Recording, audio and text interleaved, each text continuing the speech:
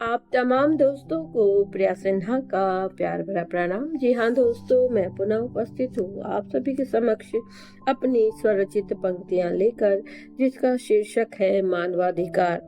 तो सर्वप्रथम आप सभी मानव को मानवाधिकार की हार्दिक शुभकामनाएं, जो कि 10 दिसंबर को मनाया जाता है हर वर्ष। तो इस वर्ष की भांति भी मानवाधिकार दिवस मनाई गई होगी। क्षमा चाहती हूँ देरी के लिए, जो कि समय अभाव की वजह से मैं ज़्यादा वक्त नहीं दे पाती हूँ इन सब चीज़ों पर।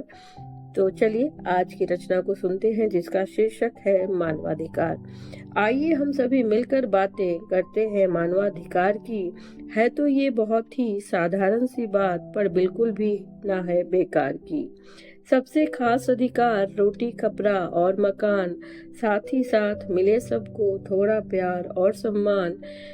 ये सब तो है मौलिक आवश्यकताएं जिंदगी की, जिनको हक से हासिल करे दुनिया का हर एक इंसान। हंसना खेलना घूमना फिरना, स्वतंत्र होकर के बोलना, अपने फैसले आप करना, जिंदगी में मिठास घोलना, अपने दिल की बातों को ना दबाना सिर्फ अपने ही दिल में, बल्कि अपनों के समक्ष खुलकर अपने दिल के राज खोलना। मिले सबको उचित शिक्षा, जो दिलाए समाज में सबको सही स्थान।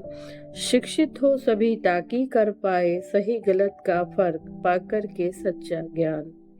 है ये बहुत ही जरूरी कि रखे हम ख्याल अपनी इज्जत प्रतिष्ठा का, पर ये भी कि ना तो होने दे और ना ही करे कभी किसी दूसरे लोगों का अपमान। ना तो हम करे किसी पर भी, और ना ही हम बिल्कुल सहे कभी भी कोई अत्याचार, क्योंकि ऐसा करने से ये देंगे हम सब लोगों की ही शख्सियत को बिगाड़। यकीन मानो आएगी ना ऐसी स्थिति कभी भी किसी व्यक्ति के लिए, जो होंगे हम सभी लोग अपने तमाम हकों के जानकार। खैर, अधिकारों की ये सारी बातें तो हैं बहुत साधारण, पर अब भी इन सब बातों से महरूम है दुनिया के अधिकांश जन। इसलिए इस कविता के माध्यम से सबको महत्वपूर्ण संदेश है ये मेरा। ना छीने कोई अधिकार किसी का, जिससे ना रहे किसी का भी व्यथित मन। ना छीने कोई अधिकार किसी का, जिससे ना रहे किसी का भी व्यथित मन। दोस्तों, अभी अभी आपने मेरी स्वरचित पंक्तियों को सुना, जिसका शीर्षक था मानवाधिकार। तो जैसा कि हम सभी जानते हैं कि जीवन में मौलिक आवश्यकताएं हमारी रोटी कपड़ा और मकान है। सबसे पहले हम लोग खाने पीने रहने सहने और वस्त्रों के बारे में सोचते हैं। जब ये सारी मौलिक आवश्यकताएं पूर्ण हो जाती हैं, तब जाकर ही हम किसी और भी अधिकारों की बात करते हैं। तो आजकल के युग में लगभग सभी लोगों के पास ये चीज़ें मौजूद हैं, और इससे भी बढ़कर भी बहुत सारी चीज़ें ऐसी है जो कि आवश्यक होती है लोगों के लिए, जो कि अधिकारों में ही आती है। जैसे स्वच्छंद होकर घूमना फिरना, बातें करना, अपने मन की विचारों को व्यक्त करना। लेकिन मैं दोस्तों आप लोगों से ये कहना चाहूँगी कि मैं अक्सर देखती हूँ हमारे परिवेश में, हमारे परिवार में, हमारे आस पड़ोस में, हमारे कार्यालय में, हमारे फ्रेंड सर्कल में, बहुत जगह हमें हमारे अधिकारों से वंचित कर दिया जाता है। वो इसलिए हमें बोलने का मौका नहीं दिया जाता। हम सच होते हुए पर भी हमें सुनने वाला कोई नहीं होता।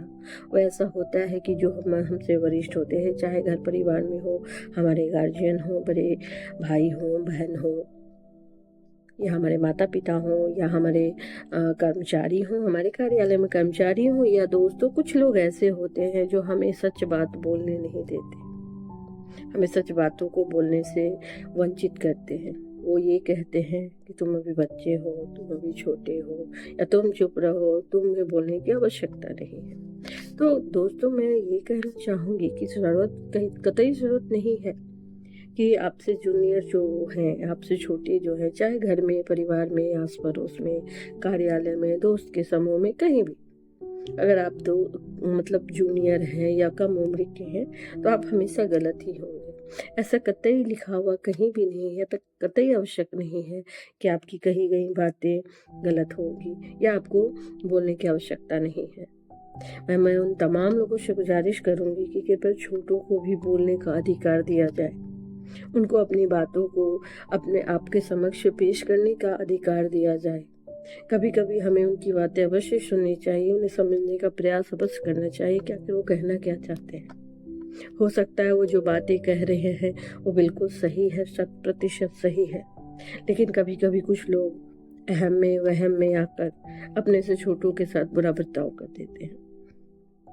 वो ये कहकर उसे रोक देते हैं, वंचित कर देते हैं कि तुम्हें बोलने की कोई आवश्यकता नहीं है। तो मैं कहना चाहूँगी कि हर किसी को अपनी बातों को रखने का पूर्ण अधिकार होता है, और आप बिना सुने बिना समझे फिर आप उस बात पर जजमेंट कैसे पास करेंगे। तो प्लीज़ अगले की बातों को सुनिए, समझिए, चाहे वो जूनियर हो चाहे सीनियर हो, चाहे वरिष्ठ हो चाहे अनुज हो अग्रज हो, कोई भी हो। सही गलत का फैसला बातों को सुनने के बाद ही किया जाएगा। यदि हम किसी को सुनेंगे ही नहीं, यदि आप किसी को जानेंगे ही नहीं, तो आप किसी को जज कैसे करेंगे। ना बोलने की वजह से, अपने मन की बातों को ना बोलने की वजह से अक्सर ये भी पाया गया है, जो लोग अनुज हैं या जो लोग सही हैं और उनकी बातों को ना सुना गया हो, उनकी बातों को दिल में मन में नहीं दबा दिया गया हो, बोलने से पहले ही खामोश करा दिया गया हो, तो अक्सर वैसे लोग कुंठा के शिकार हो जाते हैं और धीरे धीरे कहीं ना कहीं उनके अंदर मानसिक तनाव, बेचैनी, परेशानी, घबराहट, डर जगह ले रही होती है। वो अवसाद का शिकार हो रहे होते हैं। लेकिन हमारे आसपास के लोग, हमारे अग्रज, हमारे अनुज, हमारे ज्येष्ठ, हमारे सीनियर, हमारे जूनियर, हमारे फैमिली, हमारे फ्रेंड्स, हमारे कलीग्स इस बात को नहीं समझ पाते हैं कि उनका सच का बोलना कितना आवश्यक है या उनकी अपनी मान की बातों को कहना कितना आवश्यक है। मैं आप लोगों से ये पूछना चाहूंगी कि कभी आप स्वयं को उस स्थान पर रख कर देखें। यदि आप सच हैं, यदि आप सही हैं और आपको बोलने का अवसर ना दिया जाए, तो आप कैसा महसूस करेंगे। कभी स्वयं को उस दर्द में रख कर देखें कि जो एक व्यक्ति सच्चा है परंतु उसको बोलने नहीं दिया जाता, चाहे घर हो, आस पड़ोस, कार्यालय, मित्र मंडली, रिश्तेदारों का समूह, कहीं भी। तो सोचे कि उस व्यक्ति पर उस वक्त क्या गुजर सकता है। वो सिर्फ अपनी बातों को कहना चाहता है। हमेशा वो गलत हो जरूरी नहीं है, या वो सही हो ये भी जरूरी नहीं, लेकिन हम ये फैसला तब कर पाएंगे जब हम उसकी बातों को सुनेंगे और सुनने के साथ साथ समझेंगे और सही फैसला भी करेंगे।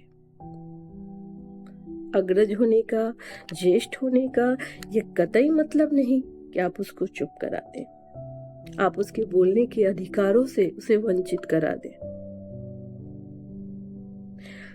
क्या आप ये सोच सकते हैं कि जो जैसा बर्ताव आप अपने से अनुज के साथ कर रहे हैं, अगर वो सेम वैसा ही बर्ताव आपके फैमिली में, आपके फैमिली मेंबर्स के साथ या स्वयं आपके साथ भी कोई करे, तो आप कैसा महसूस करेंगे। सोचने वाली बात है। तीसरी बात ये कहूँ कि हम अक्सर अपने बड़े होने का, अपने धनवान होने का, अपने रूपवान होने का, अपने गुणवान होने का भी गलत फायदा उठाते हैं। अक्सर देखा गया है कि जो लोग या रूप में, गुण में, पद प्रतिष्ठा में बड़े होते हैं, वो अक्सर अपने रूप, गुण या पद का भी गलत इस्तेमाल करते हैं। वो अपने से जूनियर तबके लोगों का या नीचे तबके लोगों का या रिश्तेदारों का हमेशा हनन करते हैं। एक तरह से देखा जाए, वो कभी उसकी प्रशंसा नहीं करते, उसके द्वारा किए गए कार्यों की प्रशंसा करने की बजाय अवहेलना करते हैं, उसे मानसिक रूप से प्रताड़ित भी करते हैं। उसके द्वारा किए गए कार्य, चाहे वो घर का इंसान हो, घर का व्यक्ति हो, आस पड़ोस का व्यक्ति हो, या आपके परिवार का व्यक्ति हो, या आपके कार्यालय का व्यक्ति हो, अगर वो सही कार्य भी कर रहा है ना, तो आप उसको प्राथमिकता नहीं देते। आप उसके कार्यों की कीमत को नहीं समझते। आप हमेशा उसे डिमोरलाइज करते हैं। आप उसकी मौलिक आवश्यकताओं को नहीं समझते। आप उसको हतोत्साहित कर देते हैं। कहीं ना कहीं आप उसका नाम तक नहीं लेते कि वो आपकी सूची में शामिल भी है, जबकि वो भली भांति अपना कार्य कर रहा होता है या कार्य कर रही होती है। कहीं न कहीं स्वयं के अहंकार में, अंधकार में या ज़रूरत में या स्वार्थ में लोग इतने अंधे हो जाते हैं कि उन्हें सिर्फ अपनी आवश्यकताएं, अपनी ज़रूरत ही नज़र आती हैं। वो सामने वाले को कार्य को अनदेखा कर देते हैं, उन्हें इस कदर फील करा देते हैं कि आप कुछ नहीं हैं, आप किसी लायक नहीं हैं। तो क्या ऐसा करना जायज़ है? क्या ऐसा करने से हम किसी के अधिकारों का हनन नहीं करते? ये बात भी सोचने वाली है। करती हूँ आखिरी अधिकार की, जिसमें शिक्षा, पढ़ाई, लिखाई, प्यार, समर्पण, त्याग सब आते हैं। अक्सर ऐसा देखा जाता है कि जो बच्चे पढ़ने लिखने में तेज होते हैं, गुणवान होते हैं, तो कुछ लोग ईर्ष्यावश होकर उनके गुणों को दबाने की कोशिश करते हैं। ये भी एक तरह से अधिकारों का हनन है।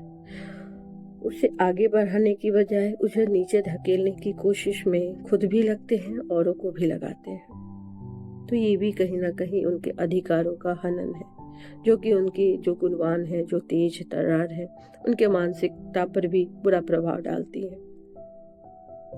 रिश्तों में बात करें तो जो लोग प्यार देते हैं, उनको प्यार के बदले प्यार नहीं मिलता। उनके प्यार का भी लोग मजाक उड़ाते हैं, उनके त्याग का, समर्पण का भी मजाक उड़ाते हैं। वहां पर भी वहां उनके अधिकारों का हनन हो रहा है। अक्सर ऐसा होता है, लोग गलत चीजों के प्रति ज्यादा प्रभावित होते हैं। सही चीजों की परख की पराकाष्ठा नहीं मालूम लोगों को। लोग अक्सर बोलते हैं कि ज्ञान की आवश्यकता नहीं है, मुझे ज्ञान मत दो। लेकिन मैं बोलूंगी कि हम में से लगभग सभी लोगों को ज्ञान की बेहद आवश्यकता है, क्योंकि अगर हम इतने ही ज्ञानी होते तो हम किसी के अधिकारों का हनन नहीं कर रहे होते, या फिर किसी के द्वारा हमारा शोषण नहीं हो रहा होता।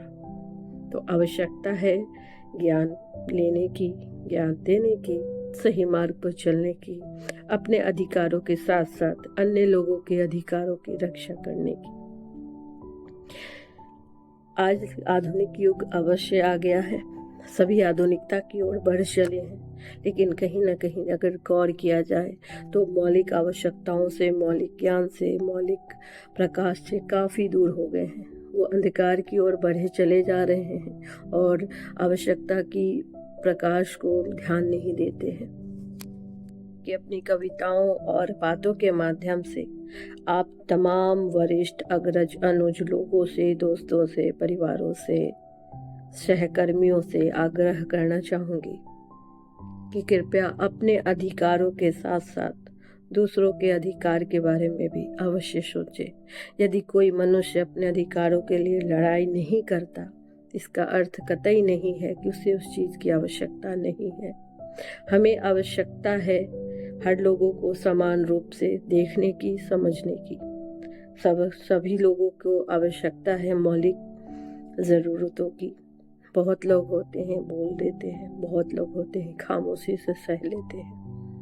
तो हमारा एक मानव होने के नाते हमारा ये फर्ज बनता है कि हम सभी मानव को, जो हमारे सूची में है, चाहे कार्यालयों की सूची में है, चाहे घर परिवार की सूची में है, चाहे रिश्तेदार या मित्रों की सूची में है, उसको सही तरीके से उसका आकलन करें, उनको समझें और उन्हें उनके अधिकारों में शामिल करें। अन्यथा उनके अधिकारों से वंचित करने के जगह पे उन्हें उनके अधिकारों को मुहैया कराएं। इससे आपको भी खुशी होगी, अगले इंसान को भी खुशी होगी और बदले में कहीं ना कहीं आपको दुआएं ही मिलेंगी। तो मैं चाहूँगी कि आप तमाम लोगों को खुशियाँ मिले, दुआएं मिले, बजाय किसी के दुख भरे आंसू के। और आप सभी को पता है कि किसी के आंसू हमें नहीं लेने चाहिए, और आंसू तभी बहते हैं जब किसी के मौलिक आवश्यकताओं, मौलिक अधिकारों का हनन, शोषण होता है। तो मैं आशा करूंगी कि मेरी द्वारा कही गई बातें को आप जरूर ध्यान से सुनेंगे भी, समझेंगे भी, गौर करेंगे और इस चीज़ को सुचारू रूप से लागू भी करेंगे। ये सब कहने सुनने की बातें नहीं हैं। तो आज के लिए बस इतना ही। प्रिया सिन्हा को दीजिए इजाज़त। धन्यवाद। नमस्कार।